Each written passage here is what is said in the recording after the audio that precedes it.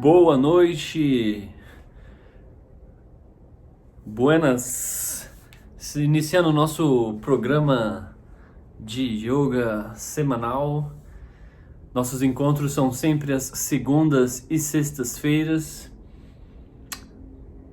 Nesse momento, estamos trabalhando nesses últimos encontros, episódios que nos permitam discutir sobre yoga, neste livro As Virtudes do Yoga, de Georg Ferenstein.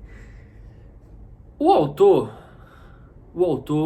traz uma profunda reflexão sobre o uso do yoga como ferramenta de apoio para momentos de crise global. Então, cabe lembrar que todos os episódios estão disponíveis no canal do YouTube. Então, várias pessoas que estão participando, que às vezes não podem participar dos nossos encontros, então vão ao nosso canal no YouTube, correto? Estúdio Money. Então, se você for até lá e quiser colaborar, fazendo algum comentário, fazendo alguma sugestão, mas em especial colaborando com o tema, sinta-se convidado, convidada. Então, hoje nós estamos já atravessando metade do livro, já entrando na temática das virtudes. Falamos sobre o aspecto moral no desenvolvimento do yoga, falamos sobre a teia da vida, falamos sobre, então, a primeira sequência, né, de virtudes, então, o não ferir, veracidade, o não roubar, e agora estamos em castidade, e já fizemos um primeiro episódio sobre castidade. O episódio de segunda-feira, que foi o episódio 13.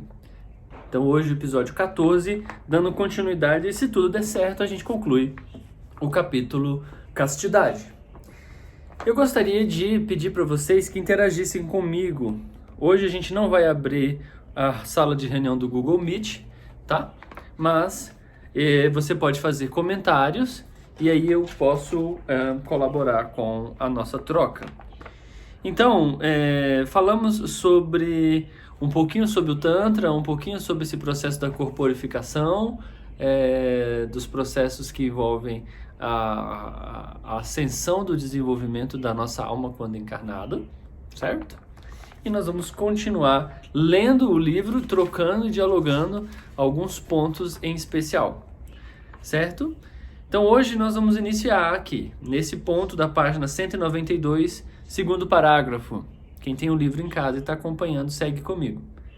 Enquanto seres corporificados, somos inevitavelmente dotados de genitais e estamos sujeitos a seus processos biológicos acionados por hormônios. Em circunstâncias normais, nós também somos capazes de provar sentimentos... Obrigado. Saúde para nós. E sensações sexuais. E estas, em geral, são as sensações mais intensamente prazerosas de que o corpo é capaz, com exceção de uma experiência mística feliz que penetra como uma onda em cada célula.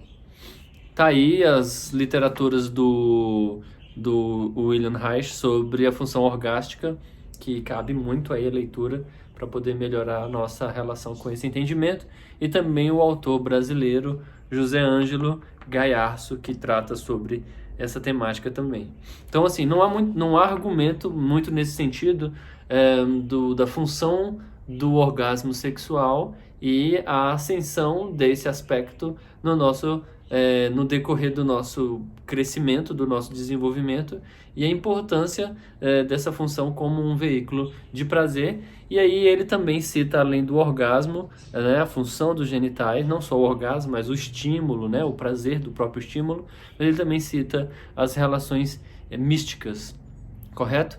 O acesso a estados de experiências transcendentais. As tradições espirituais positivas em relação à vida não procuram abafar ou erradicar a energia psicossomática inata no corpo, mas utilizar o seu poder de modo que ela se torne útil para um propósito mais elevado. esse propósito é realizar a nossa verdadeira natureza, que, segundo todas as tradições espirituais, é de suprema bem-aventurança, ou pelo menos é totalmente livre do sofrimento físico, emocional e mental. Então, um comentário importante, né? Mesmo que haja um esforço por depreciar a ideia da função orgástica vinda aí das religiões, como sendo uma fonte de prazer, ou mesmo elucubrações nesse sentido, todas, né, em geral, quando se fala num sentido de que o sexo é para procriação, não se espera que, ainda que seja para procriação, faça-se sexo sem prazer, não é verdade? Ou mesmo só para a ideia de procriação, como não sendo possível o acesso ao prazer. Contudo, percebe-se, nota-se que por detrás do processo de repressão, advindo das instituições, seja conservadoras no âmbito religioso, seja conservadoras no âmbito social, essas pretensões de repressão, em geral, também coloca a situação da função orgástica como algo também, pode-se dizer, problemático. O que o yoga, né, e também, como ele colocou, outras abordagens espiritualistas positivistas não faria.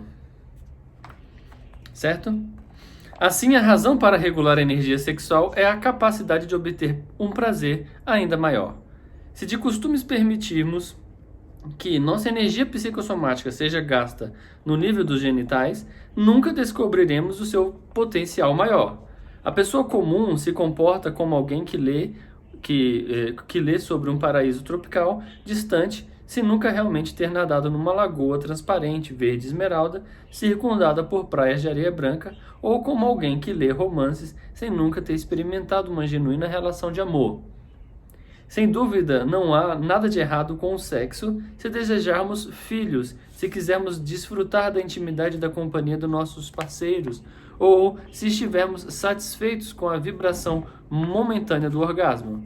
Entretanto, se nossos objetivos forem mais elevados, devemos estar dispostos a examinar mais dedidamente o modo como a nossa visão sexual pode comprometer nossa atenção, nos limitar ou escorar emocionalmente ou nos escravizar a um mero hábito físico. No caminho espiritual, devemos levar a uma compreensão mais profunda a todos os aspectos da vida, em especial os nichos sombrios e negligenciados, como o sexo.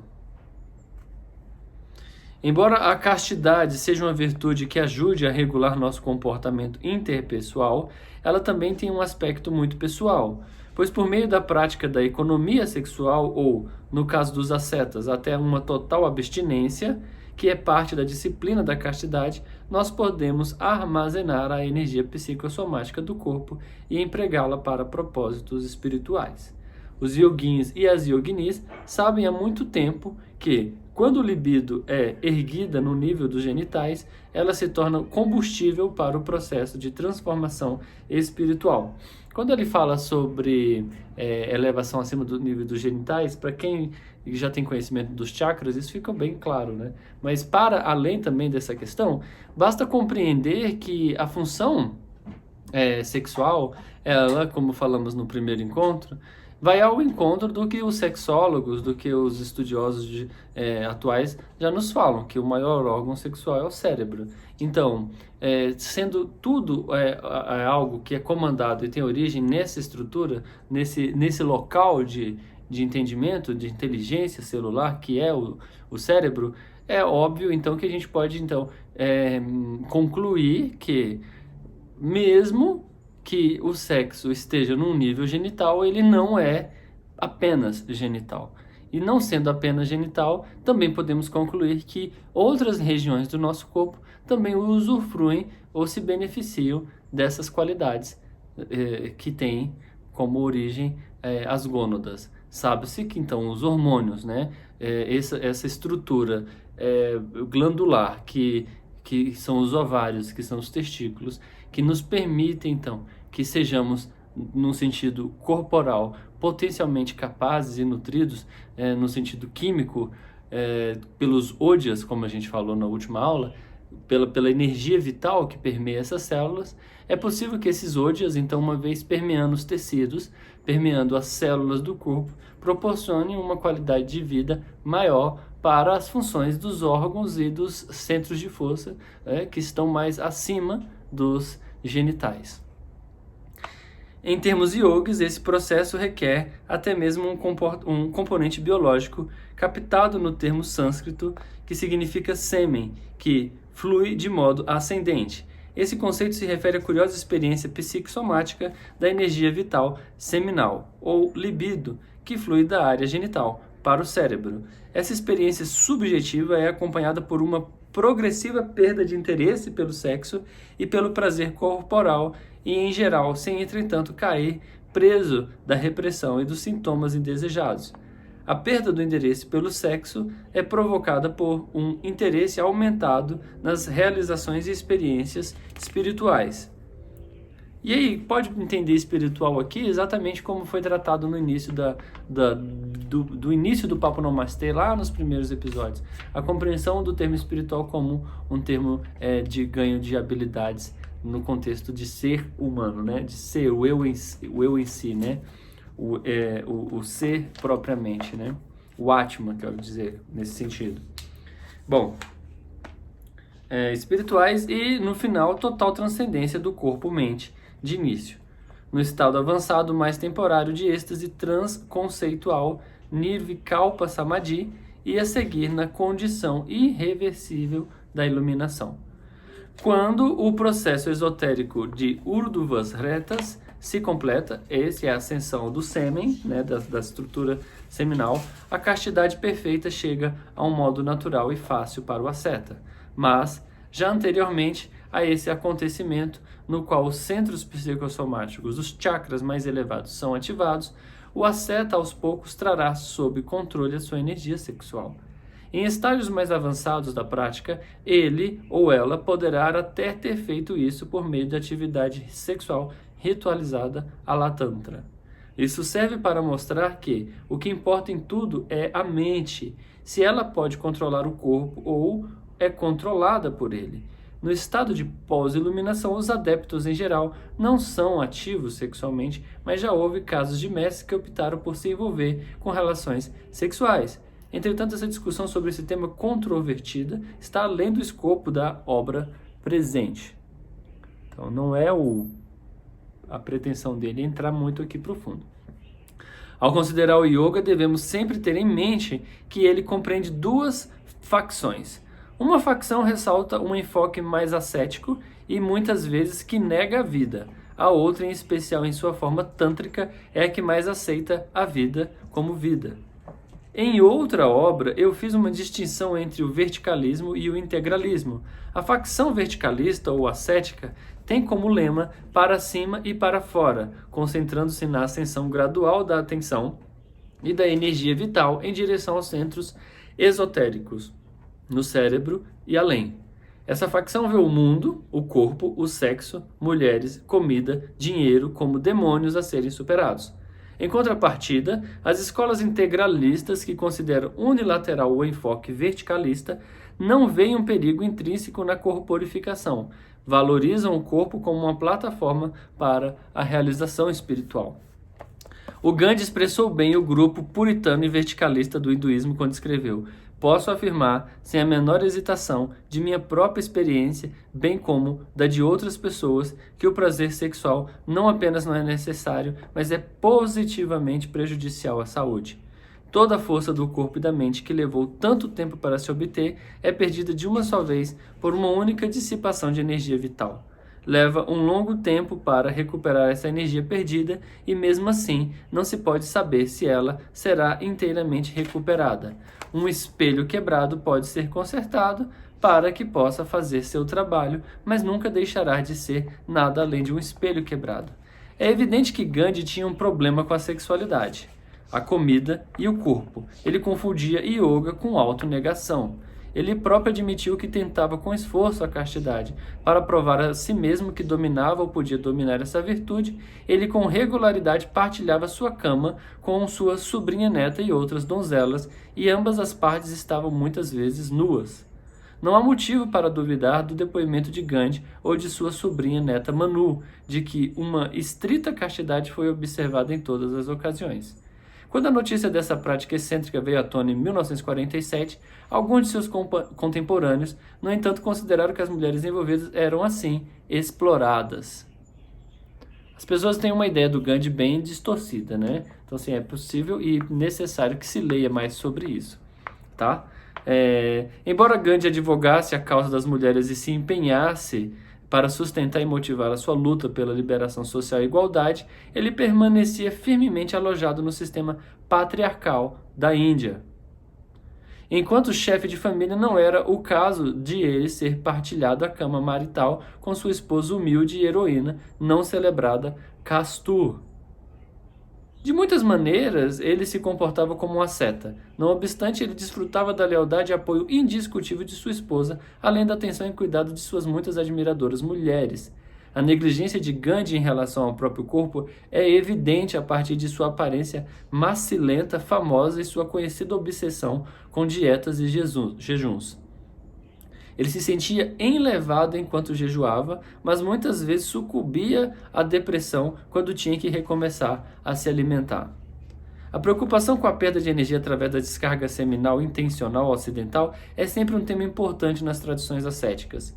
Como aprenderam os psiquiatras indianos que esse é um tema central da dinâmica da psique hindu em geral, embora alguns neuróticos ocidentais também abriguem um medo de que o orgasmo drene a sua vitalidade, a nossa cultura ocidental moderna tende a associar ascetismo com fraqueza física e não com força. Entretanto, conforme deixou claro Patanjali nos sutras, a castidade vitaliza o corpo do praticante. A orientação integralista foi lindamente resumida pelo filósofo e sábio Aurobindo, cujo yoga integral procurou substituir o tradicionalismo ascético moral à vida, como ele chamava. Ele acreditava na conquista interior de todos os desejos egóicos, mas insistia que isso não exigia nenhuma técnica exterior e certamente nenhum desvio para a autotortura. Na verdade, Aurobindo dizia que quando se abre radicalmente a mente para uma verdadeira consciência, a transformação exigida da personalidade humana ocorre de maneira espontânea e graciosa. O yoga integral, que pode quase ser considerado como uma reformulação moderna dos princípios fundamentais do Tantra, favorece uma atitude positiva em relação à vida, ao corpo, sexualidade e ao gênero feminino. Contudo, como toda autêntica espiritualidade, ela não descarta a virtude da castidade. A administração adequada de todas as nossas energias é vital para o sucesso e a transformação espiritual, até o ponto da iluminação. Não existe nenhum atalho para a liberdade interior. Não podemos dar rédea livre ao sexo e esperar a liberdade das algemas do inconsciente e dos hábitos instintivos que ele favorece. Enquanto nos curvarmos à realidade consensual, que é produto da nossa vontade coletiva, será inaceitável nos curvarmos também ao inconsciente e, assim, à vida instintiva. Entretanto, quando estivermos ansiosos para elevar a nossa visão, devemos honrar o valor da razão, sabedoria e virtude. E aí, cabe colocar claramente aqui que, ainda que o Georg traga alguns pontos de vista bem pessoais dele, afinal o livro é dele e ele traz essas questões, falar na castidade como uma ferramenta, como um apoio, correto? Um apoio para o desenvolvimento da do nosso impulso, né? Da nossa capacidade, do nosso impulso em relação ao uso da energia sexual. Então, no episódio anterior, que é o início dessa temática, falei com vocês sobre a questão do consumo, né, da prostituição, da pornografia. Então, hoje se sabe que esse impulso do masculino e é motivo de tratamento, terapia para vários artistas no mundo inteiro, faz referência exatamente a isso que ele está tratando como dar vazão, né, liberar essa natureza de inconsciente. Então, o ser humano ele conseguiu, sem dúvidas, atingir esse estado de civilidade, porque ele vem, à medida que vem progredindo e evoluindo, não só criando a castidade para a comida, e a castidade no sentido de criar limites, né? Conter, reservar-se, né? Guardar. Então, é óbvio que a humanidade atingiu esse estado todo de equilíbrio num contexto de desenvolvimento a partir desse tipo de conduta. E se você pega o que está para além dessa sociedade que a gente enxerga aos olhos nus, você vai ver que nós temos os bastidores terríveis, que é então o abuso sexual, o assédio moral, o assédio psicológico, né? A escravização de mulheres, a pedofilia com meninos, com meninas, o cenário da prostituição, e aí eu estou falando da prostituição, aquela prostituição mesmo de sobrevivência, para além da prostituição da sobrevivência, aquela que envolve toda essa exposição que hoje a gente vê nos cenários, como eu citei, Chaturbate, né? OnlyFans, Tumblr, Reddit, ferramentas hoje na internet onde você tem acesso direto à pornografia, onde você assiste pessoas se masturbarem livremente, onde você paga, quanto mais você paga, mais essa pessoa vai atingir um orgasmo. Você pode... existe uma história muito importante que fala disso, antes de eu encerrar esse tema, que um chinês, um artigo que eu li recentemente, pagou, sei lá, $10, ao que parece, para uma pessoa se alimentar de fezes, nua, né? Então, existe um grau de psicopatia profundo nesse cenário. Então, o argumento do yoga para o uso da castidade é o meio, é o caminho do meio, nem ao extremo da repressão sexual religiosa ou as instituições iniciáticas, que tomam como referência a ideia de reprimir e de controlar essa energia de modo angustiante, temeroso, né, torturante, como ele citou o exemplo do Gandhi, como também não soltar e liberar esse processo do fluir da energia sexual como sendo algo descabido, desenfreado, solto. É o caminho do meio, é exatamente o que o yoga vem propondo há tanto tempo. Correto? Então, nós vamos começar o capítulo 10, certo? O capítulo 10, que é ausência de ambição. Então, como eu comentei, falamos sobre o não ferir, veracidade, não roubar, castidade e agora ausência de ambição. O princípio das coisas que acontecem à mente humana indisciplinada ao deparar com excessos foi representado de forma realista no filme de 1980, Os Deuses Devem Estar Loucos, filmado entre os Bosquimanos do deserto de Kalahari, em Botswana. Nesse exemplo, uma garrafa vazia de Coca-Cola jogada de um avião torna-se uma grave fonte de perturbações na aldeia dos Bosquimano que a encontrou. No final, para restaurar a harmonia entre os companheiros, ele tem o gesto sensato de devolvê-la ao Criador, na fronteira do universo de sua tribo. Na própria civilização, demasiado consumista e avarenta, por seus bilhões de garrafas de Coca-Cola, metafóricas e reais, espalhadas por toda parte, não foi tão afortunada. Ninguém foi capaz de pôr um fim a todas as perturbações sociais que causam discórdia e infelicidade em nosso meio. De fato, o próprio sistema capitalista difuso, para o qual não existe um criador antípoda, não permite essa eliminação. A ambição excessiva, o impulso de querer cada vez mais, perpetua a si próprio. Ele também tem o potencial de ser altamente destrutivo. O filme mudo de 1924, Greed, capta bem essa síndrome. Ele retrata 3 amigos íntimos cujas vidas são destruídas por um prêmio na loteria.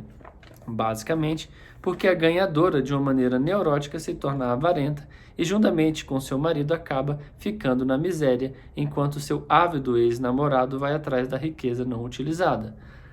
Ambição excessiva e retenção de posses estão intimamente relacionadas. Um esbanjador ganancioso não existe. O indivíduo avarento é motivado pela mágica noção de mais. Mais dinheiro, mais bens materiais, mais experiências desejáveis, mais poder, mais influência. Não dá para pensar em avidez ou ambição excessiva sem pensar em seu ícone, o ouro. Quem não ouviu falar na Corrida do Ouro de 1849, que levou milhares de garimpeiros empobrecidos à Califórnia, fazendo a população local crescer de modo rápido e descontrolado, a passar de 13 mil a 300 mil habitantes em poucos anos? Movidos pela cobiça, os mineradores de ouro da Califórnia deslocaram nada menos que 12 bilhões de toneladas de solo para pôr as mãos no metal amarelo. Eles também não viram problema nenhum em rechaçar os nativos americanos de sua terra natal, matando e escravizando-os aos milhares. Poucos mineiros tiveram as suas esperanças de uma vida boa realizada. Talvez apenas aqueles mais impetuosos conseguiram ganhar facilmente milhões de dólares em ouro. Não é de conhecimento geral que na década de 1960, uma segunda corrida do ouro aconteceu em Nevada e na Califórnia, novamente com consequências desastrosas para a população nativa das áreas envolvidas. Uma nova tecnologia que utilizava máquinas escavadoras gigantes e o uso do fatal cianureto tornou mais uma vez a extração do ouro possível e lucrativa. Extrair minério, conforme acreditam os nativos americanos, é estuprar a mãe terra. Mas esse pensamento é alheio aos industrialistas e aos seus engenheiros. A mineração de ouro ainda é uma indústria muito difundida, ela é destrutiva em termos ambientais e também continua a pôr em perigo a saúde das populações indígenas, além de muitas vezes infringir os seus direitos sobre a terra. Tudo isso parece muito cruel quando sabemos que nos dias de hoje a maior parte do ouro é usada apenas para a fabricação de joias. Então, imagina, né, que é o símbolo do amor, né? As alianças são feitas, né, de ouro. Tô sem aliança, eu fiz assim e tô sem aliança, viu, Mário? Bom, a gente quase não usa, né? A aliança verdadeira é do nosso coração, né? Então, essa coisa do ouro, você vê, é muito louco, porque o ouro como uma figura simbólica em relação à manipulação do processo financeiro, ele vem há muito tempo, né? Então nutriu palácios, templos e várias formas de construções de todos os tipos. E cabe lembrar aí que essa exploração sempre faz referência a promessas, não é verdade? Então, a promessa de que com dinheiro você vai conseguir tais coisas, de que tendo uma determinada ambição, você vai atrás de tais coisas. E aí eu queria fazer uma reflexão em relação a por que vivemos de modo tão exigente? Por que aceitamos sermos tão exigidos nesse sentido de termos que atingir resultados, acumular herança e outras coisas? Veja, se isso não é um sintoma de uma sociedade que perdeu essa conexão com a natureza e a abundância, porque não existe algo mais abundante do que a natureza, o alimento, a terra, o plantio, a colheita. E se é para sobrevivência, no sentido de alimentação, nós não temos como negar que isso é realmente um passo ignorante, né? Contudo, pensando sobre o motivo que leva a acumular, se acumular finanças, propriedades, se isso não faz relação exatamente ao distanciamento do homem desse cenário de confiança espiritual, que ele está aquém, não é verdade?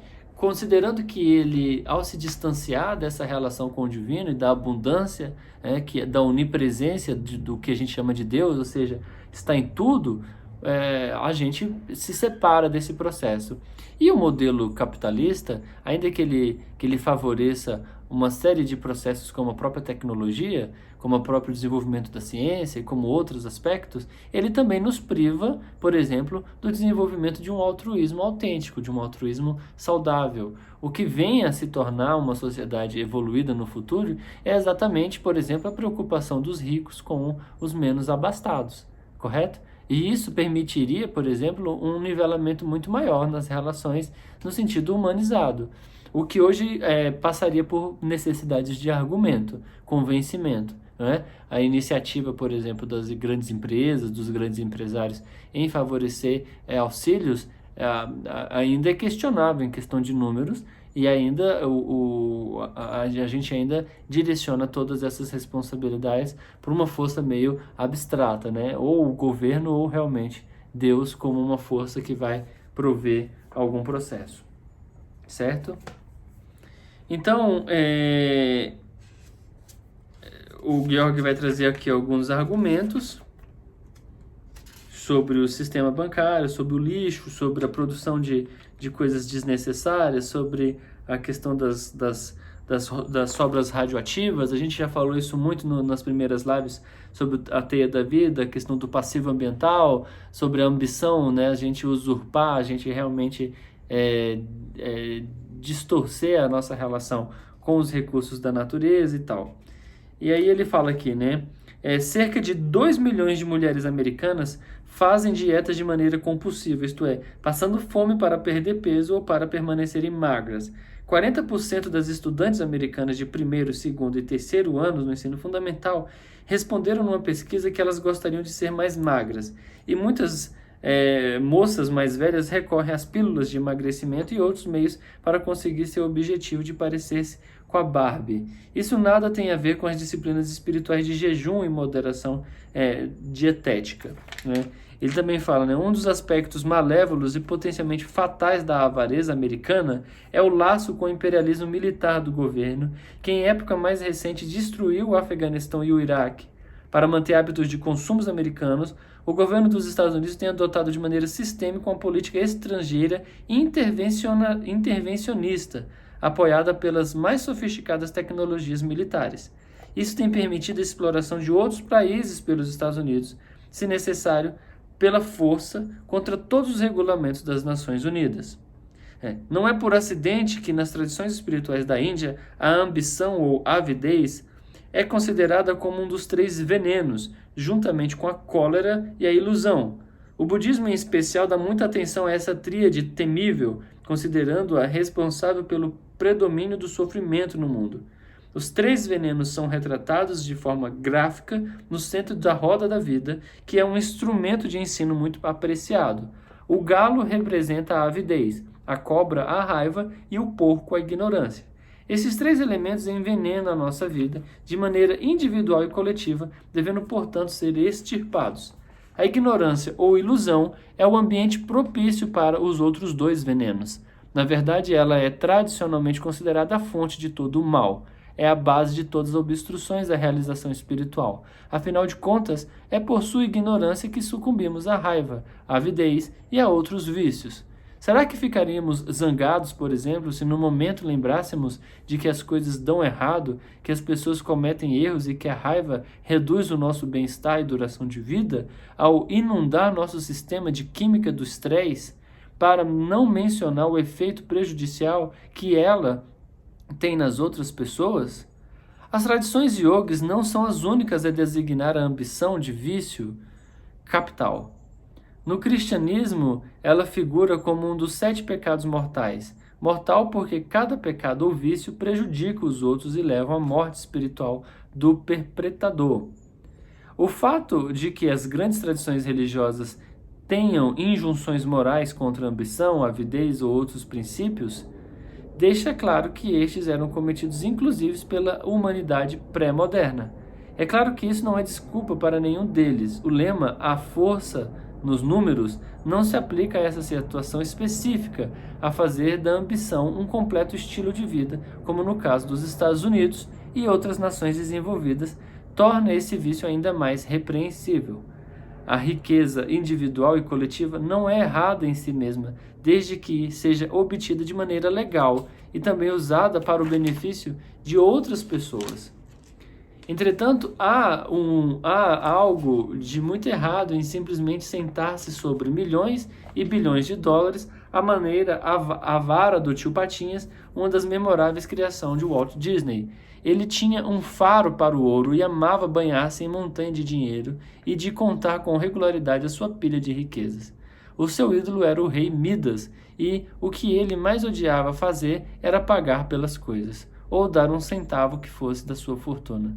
Quando eu era criança, achava especialmente divertidas as palhaçadas ambiciosas desse notório avarento. Talvez porque seu comportamento parecesse tão irracional para mim.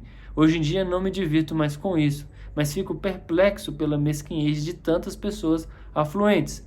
Alguns multimilionários chegam a se preocupar com o dia em que seu dinheiro vai acabar e talvez essa seja um sintoma comum entre os ricos. Porque outro motivo a filantropia seria tão rara? Além disso, ainda estou para encontrar algum ricaço cuja riqueza não tenha exacerbado as suas emoções negativas.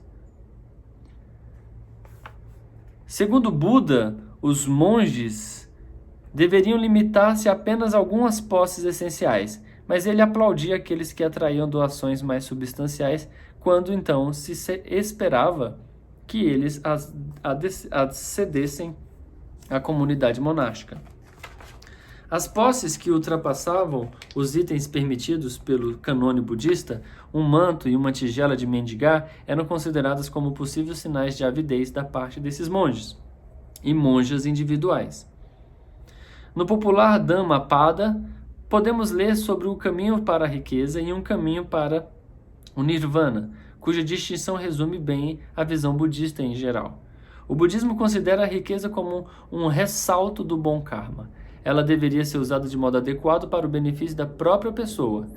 Ela deveria ser usada de modo adequado para o benefício de sua família e de sua comunidade. Apenas a riqueza obtida por meios prejudiciais é considerada condenável, como também o apego a ela ou a sua dissipação.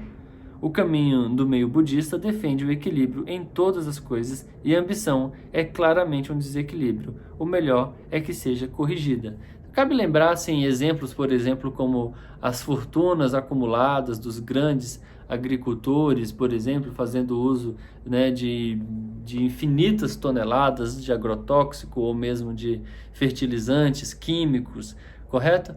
Então, basta você imaginar que há aí por detrás desses multimilionários um controle enorme sobre a objetivação do uso, né, de mão de obra barata, a escravização, a exploração, o uso de objetivação sexual para se atingir o sucesso dessas promoções, dessas publicidades. Basta você imaginar que o cenário, por exemplo, de empresas renomadas aí no mundo como a Monsanto, em relação à exploração de sementes geneticamente modificadas, transgênicos, a exploração da mão de obra e a influência sobre o meio ambiente.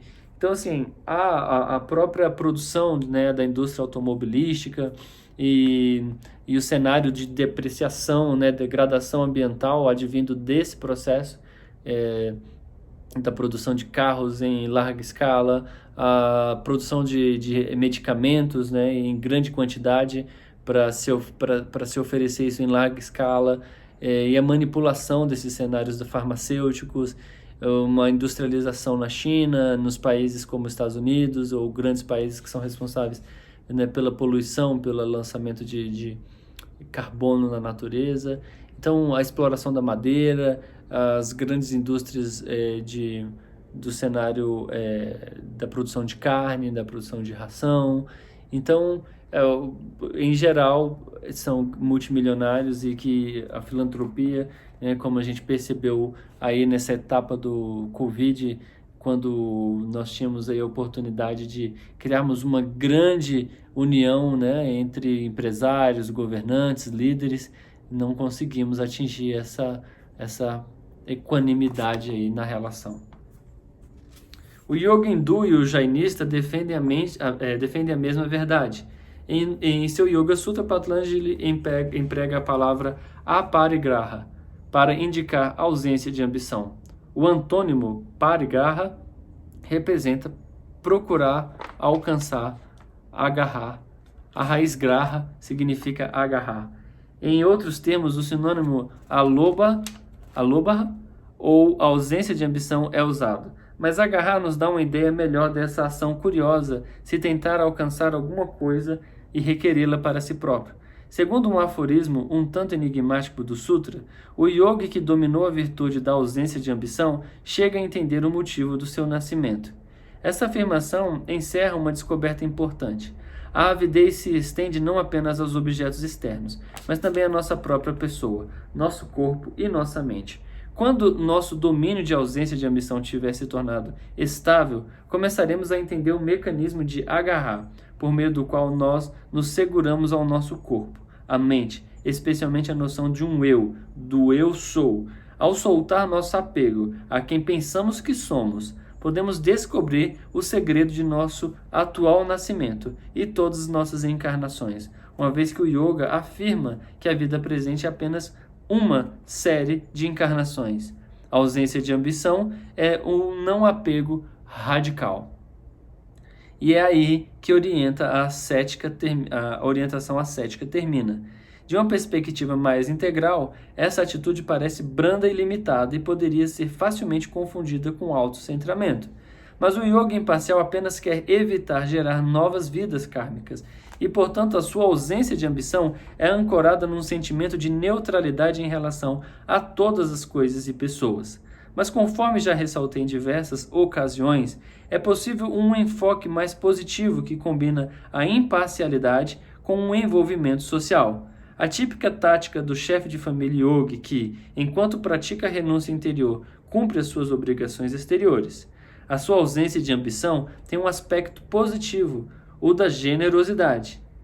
A ausência da ambição integral, como qualquer outra virtude entendida de maneira integral, estende a mão para os outros, sem buscar adquirir ou reter algo.